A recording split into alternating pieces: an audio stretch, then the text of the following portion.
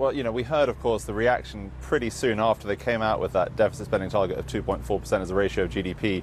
Last week, we heard from Pierre Moscovici, then we heard from Valdis Dombrovskis, the European the Commission Vice President for Financial Services Policy.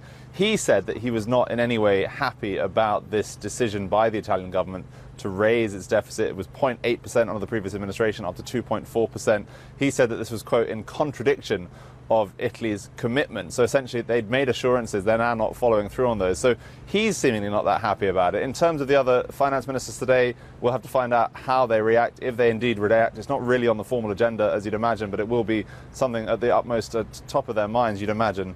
In terms of Tria, his response to people like Dombrovskis, to European concerns, he says, I understand why they're concerned, but what they're forgetting is essentially growth. And he seems to think that 2019 it'll be 1.6%, 2020 1.7%.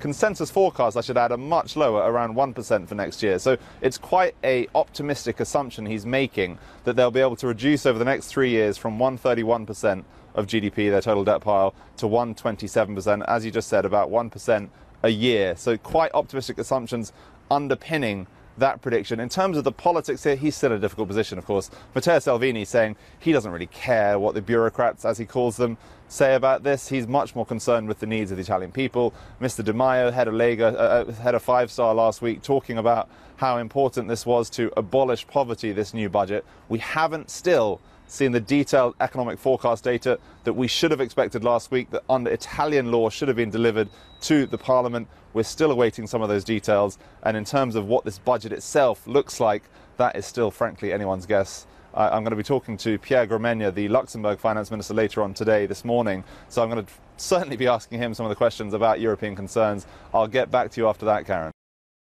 Hey everybody, it's Hadley Gamble from our new CNBC Middle East Bureau in Abu Dhabi. Thanks for stopping by. Now to watch more, you can try one of the videos that just popped up on your screen. And don't forget to subscribe.